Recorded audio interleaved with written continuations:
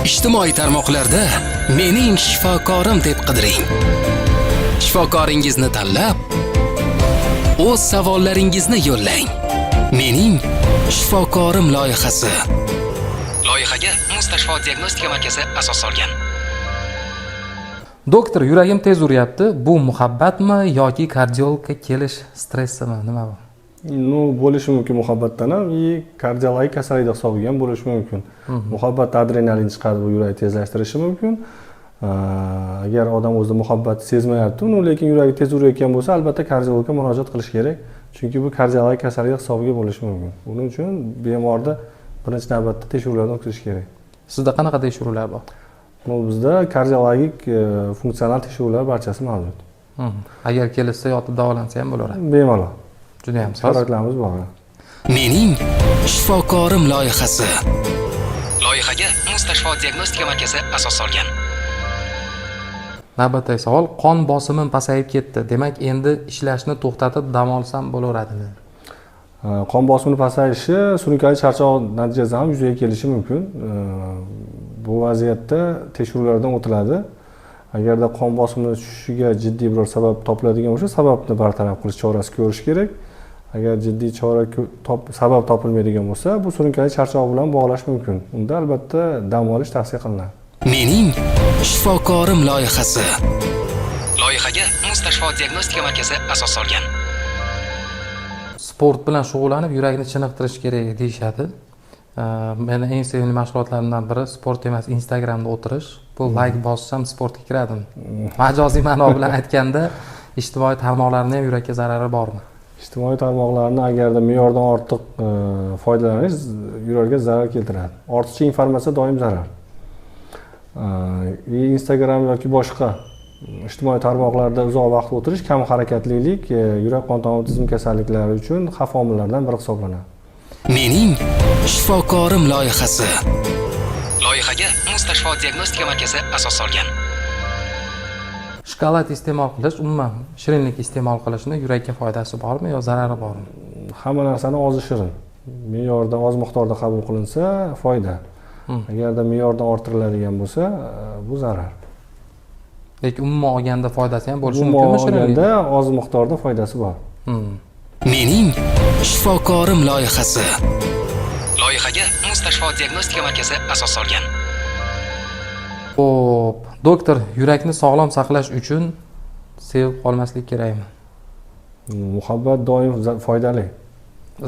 Agar u me'yorda bo'lsa, patologik bo'lmasa. Ayrilganlarchi? Siqilib kasal bo'lib qolishi mumkinmi, yurakdan ketishi mumkinmi? Stress doim yurak uchun zarar. Stressda adrenalin chiqadi.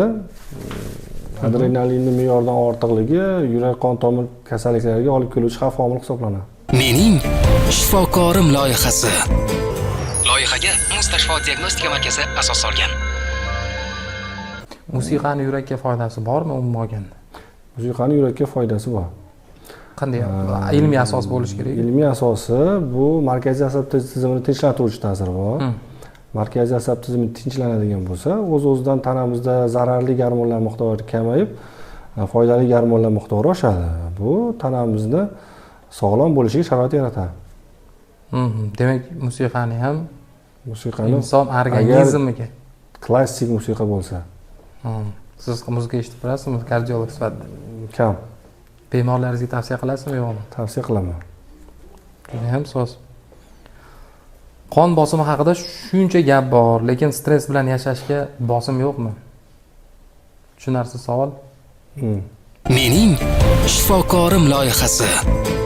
Loyihaga Mustashfo diagnostika markazi asos solgan. Valerianka ichib yuradiganlar bor-ku.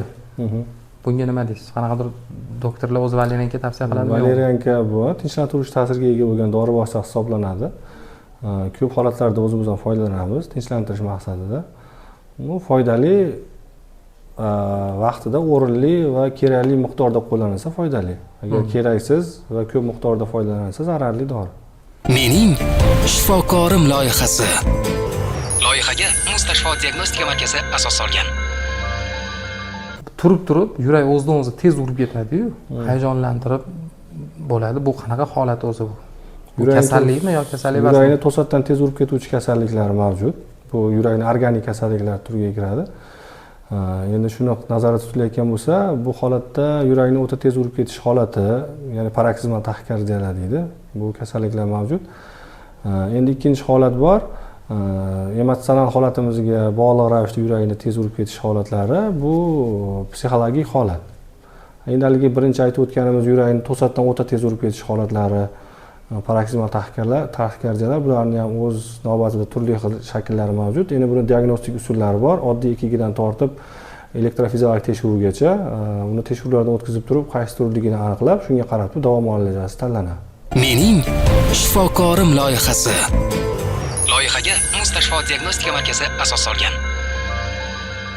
Yurakni chiniqtirish uchun qanaqangi mashg'ulotlar tavsiya qilasiz? Oson va oddiy ko'proq yurish. Yugurish masalan. Kuniga 10 ming qadam bosib o'tirsa, bu yurak uchun juda ham foydali. Mening shifokorim loyihasi. Loyihaga Mustashfo diagnostika markazi asos solgan. Yurakni normada ishlash uchun qanday nimalar iste'mol qilish kerak? Men endi iste'mol qilinish kerak bo'lgan narsalar emas, cheklanish kerak bo'lgan narsalarni aytib o'tilsa, ancha foydaliroq bo'ladi. Misol, Bizning xalqimizning ratsionida juda ham ko'p uchraydigan birinchi bu tuz mahsulotlari. Sho'r mahsulotlarni iloji boricha kamroq iste'mol qilish kerak. Sutkalik me'yor 5 grammdan oshib ketmagani ma'qul. Ikkinchi bu hayvon yog'laridan iloji boricha 40 yoshdan keyin cheklangan maqsadga muvofiq. Uchinchisi xamirli ovqatlardan cheklanish tavsiya qilinadi. Va shirinliklar. Mening shifokorim loyihasi. Loyihaga Mustashfo diagnostika markazi asos solgan. juda ham soz. Yurak va uyqu haqida nimalarni deyasiz? Kuniga sutkalik 7-8 soat uxlashlik yurak qon tomir tizim kasalliklari uchun juda ham foydali, ayniqsa gipertoniya kasalligi. Mening shifokorim loyihasi. Loyihaga Mustashfo diagnostika markazi asos solgan. Yurak qon tomir tizimi va umuman kardiologik muammolar ichida suv qanchalik o'ringa ega? O'zi organizmimiz 70% suvdan iborat. Odam organizmini 70% suvdan iborat. Bundan kelib chiqqan xulosa shuki, agar biz zarur miqdorda suyuqlik iste'mol qilmaydigan bo'lsak, organizmdagi modda almashinuvi buzilishiga sabab bo'ladi. Modda almashinuvi buzilishining birinchi belgilari yurak qon tomir tizim kasalliklari bilan namoyon bo'lishni boshlaydi. Bir kunda o'rtacha endi o'rtacha bu yashab turgan sharoitga bog'liq. Mana bizning sharoitimizda og'ir mehnat qilmaydigan shaxslarga sutkada o'rtacha 2 litr atrofida suyuqlik iste'mol qilish tavsiya qilinadi. Endi bu suv ko'rinishida bo'lishi mumkin, choy ko'rinishida bo'lishi mumkin, boshqa ichimliklar ko'rinishida bo'lishi mumkin. Sutkada 2 litr atrofida suyuqlik iste'mol qilinishi kerak. kamida. Kamida. Mening shifokorim loyihasi. Loyihaga Mustashfo diagnostika markazi asos solgan. Tarixda juda ko'p mashhurlar sahnada yuragi ushab olamdan o'tishgan. Bu keskin hayajondanmi yoki bir balki o'zini kasalligi bordir. Demoqchimanki, keskin hayajondan ham yurakda muammo bo'lishi mumkin. Keskin hayajondan ham yurakda muammo bo'lishi mumkin.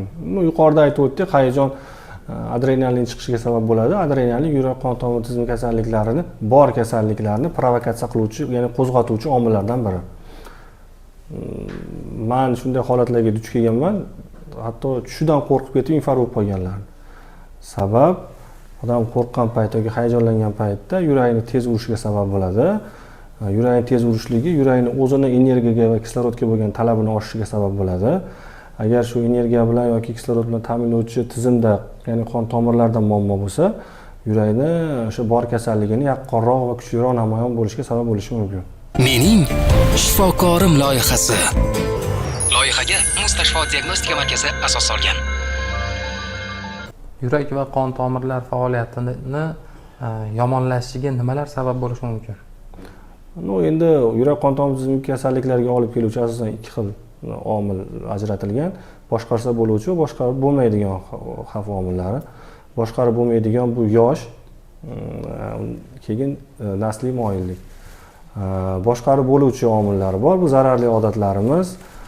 Buning ichiga kirishi mumkin spirtli ichimliklar, tamaki mahsulotlari, oziq-ovqatimizdagi ratsionimizdagi o'sha zararli mahsulotlarni ko'p iste'mol qilishlik, bu boshqarsa bo'luvchi omiliy kam harakatlilik. Bu o'zimizni qo'limizda. Mening shifokorim loyihasi. Loyihaga Mustashfo diagnostika markazi asos solgan. G'ofurov Oybekjon aka sizga kattakon rahmat. To'lqinjon aka. G'ofurov To'lqinjon aka sizga kattakon rahmat. Mening shifokorim loyihasida yana siz bilan uchrashamiz degan umiddamiz. Rahmat, sog' bo'linglar. Ijtimoiy tarmoqlarda mening shifokorim deb qidiring. Shifokoringizni tanlab, o'z savollaringizni yo'llang. Mening shifokorim loyihasi. Loyihaga Mustashfo diagnostika markazi asos solgan.